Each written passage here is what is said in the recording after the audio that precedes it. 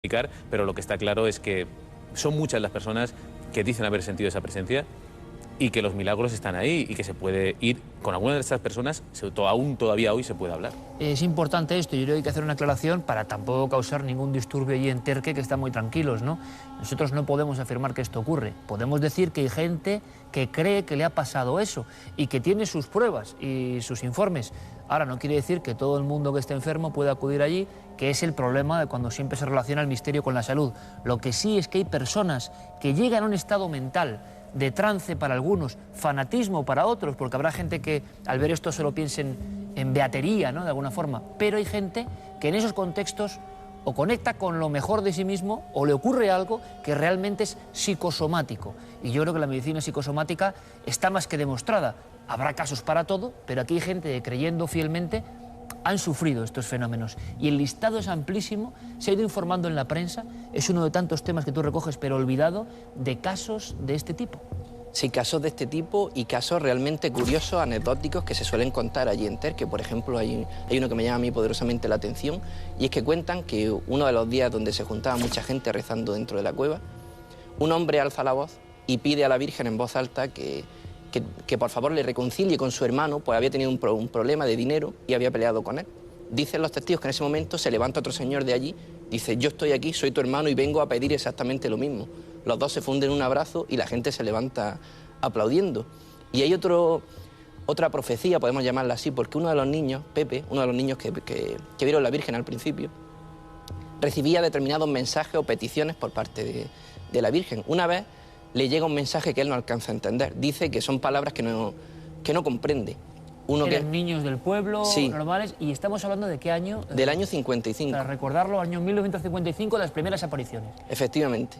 El niño recibe un mensaje, lo copia en un papel y el mensaje resulta que está en latín. La Virgen le pide que por favor le hagan llegar como sea ese mensaje al obispo de Almería, puesto que el obispo tenía que ir años después al Concilio Vaticano II y debía de comunicar ese mensaje con sus compañeros, hacerlo público. Gracias a un vecino de Terque le llega el mensaje al secretario del obispo, pero en el Concilio Vaticano no se hace público ese mensaje.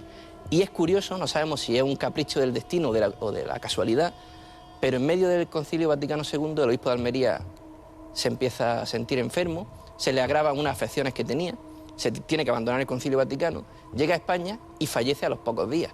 Pero es que el secretario, el que había recibido el mensaje, que también se vuelve, fallece 3 días después que el obispo de Almería. Claro, puede ser casualidad, pero allí en Terque afirma la gente, los creyentes, que fue porque no comunicó ese mensaje que venía a decir algo así como los sacerdotes van camino de la perdición. Que en el fondo es lo que en todas las apariciones hay como una batalla, ¿no? Muchas de estas apariciones han seguido siendo apócrifas, extrañas, en guerra abierta con la propia Iglesia en muchas ocasiones, porque como ocurre en Garabandal, en las montañas de Santander, el caso yo creo que más importante, mejor documentado, filmado, investigado por médicos, de pronto esos niños que reciben mensajes que tampoco sabemos qué ocurre bien ahí, empiezan a decir: la copa se está llenando, los obispos de la Iglesia están echándose a perder de alguna forma. ¿Por qué estos mensajes? Como si hubiese una fe que ellos consideran que se ha corrompido, ¿no?, con el tiempo. Pero por otro lado, comprendo perfectamente, aunque sea una pura casualidad, que la gente en Terque, Paco, relacione estos hechos con acontecimientos, ¿no?, como no dar ese secreto, que por cierto, imagino que esos niños no sabían latín. No, por supuesto que no.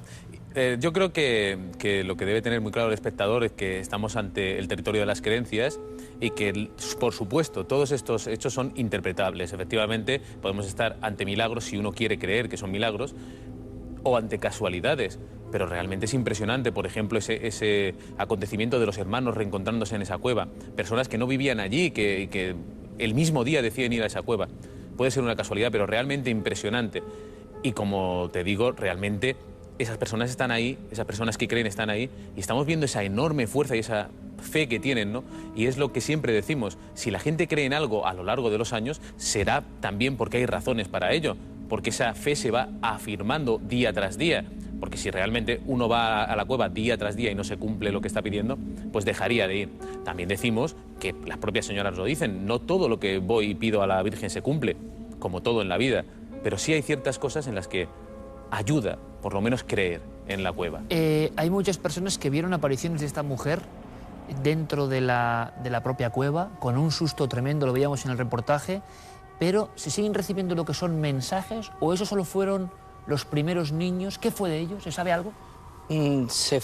Algunos de los niños se fueron a Barcelona a vivir porque hubo mucha gente en Terque que en aquellos años tuvo que dejar el pueblo para irse a Barcelona. Hay otra niña, bueno, ya mujer, que sigue viviendo en el pueblo pero que no quiere saber nada del tema, y la otra que queda no sé dónde está. ¿No? Pero también pasa, como en otras ocasiones, los niños que han sido los principales protagonistas de esta historia, que han visto lo inicial, se quedan en un mutismo y en un silencio, como ocurre en Fátima, en Garabandal, en todos los casos, y mueren en ese silencio. Efectivamente, es curioso. A mí me han dicho en el pueblo que 2 de ellos por lo menos viajan una vez al año, los que viven fuera, sobre todo en verano a Terque, y van allí a la cueva a llevar su ofrenda y a rezar, pero no quieren saber nada, no quieren hacerlo público, no quieren conceder entrevistas. No ha vuelto a haber mensajes, digamos, apocalípticos, no. Nadie que interprete, que haga intercesor, simplemente la gente va ahí a rezar. Sí que hubo muchos mensajes en los primeros años, la primera década de las apariciones, mensajes también muy relacionados con el pueblo. Allí la gente habla de que, por ejemplo, imagínate, Terque, año 55, la cueva está apartada del pueblo, allí no hay nada, solo hay naturaleza. Uno de los mensajes fue: veréis estos cerros poblados de edificios muy altos. Hoy, si vas allí, puedes ver que hay una obra de unos apartamentos de lujo que están haciendo allí enfrente. Eso se dijo en el 55. También se dijo, eran unos campos muy secos, y también se dijo: veréis esto con mucha flora y mucha vegetación. Hoy hay allí, quizá el jardín botánico más importante de Almería está justo cerca de la Pero cueva. que Es nadie curioso. podía imaginarlo en aquella época, ¿no? Nadie. Yo creo que son misterios, fenómenos que no acabamos de explicar, que siguen ocurriendo a pesar de la mente racionalista, que la gente sigue creyendo en ellos y que en muchos puntos de España y del mundo sigue habiendo peregrinaciones. Si examinamos los casos y preguntamos, que es lo que casi nadie hace, nos damos cuenta de que los fenómenos se podrían cortar por un patrón exactamente idéntico. Y eso ya nos hace preguntarnos qué ocurre, porque las personas con diferentes culturas, con diferentes condiciones sociales, con diferentes creencias incluso, están definiendo un fenómeno exactamente idéntico, milimétrico. Este ha sido el expediente sobre Terque. Ahí lo dejamos. Seguiremos muy atentos para ver qué ocurre. Y estamos convencidos de que esto solo es la punta del iceberg, que hay mucho más que nos da seguramente una enseñanza sobre las potencialidades del ser humano cuando cree en algo. Y eso no está nada mal. Alberto Cerezuela, mucha suerte, amigo. Muchas gracias. Y hasta la próxima. Gracias. Gracias por tu investigación. Paco, lo mismo digo, La España auténtica, el libro de Dragó, Gárgoles y Avidis lo incluiría perfectamente este caso, la Guía Sobrenatural de España de Carlos Pascual, todas esas obras que nos dejaron esas cosas un poco distintas, pero cuidado, la gran clave, esto sigue vivo. Si sigue vivo después de 55 años, será por algo. Desde luego, y cuando nos acercamos a estos fenómenos, lo primero, hay personas que sacan beneficio, en este caso de Terque, no. Importante. Así que animamos a cualquiera que se acerque, pueda entrar a esa cueva, es absolutamente gratuito y es un encuentro con uno mismo. Casi siempre está vacía, es decir, uno va allí en soledad a meditar, cosa que no le hace daño a nadie.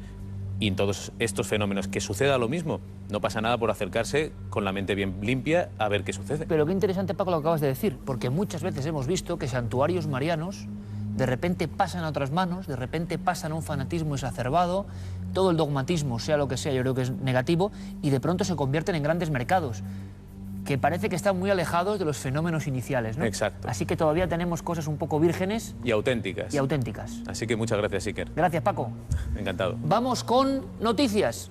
Vamos con noticias muy interesantes que les van a gustar porque además es un surtido de informaciones completamente distintas. Vamos con ellas.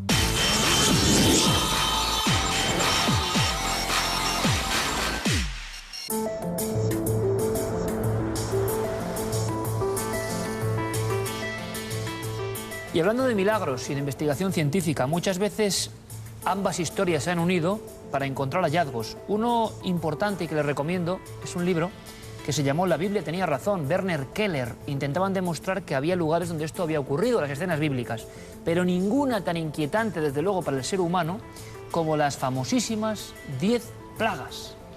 Ahora científicos han hallado pruebas de que las 10 plagas bíblicas en realidad se produjeron por causas naturales. Según el Antiguo Testamento, Dios envió a los egipcios estos castigos para que el faraón dejara partir a los hebreos.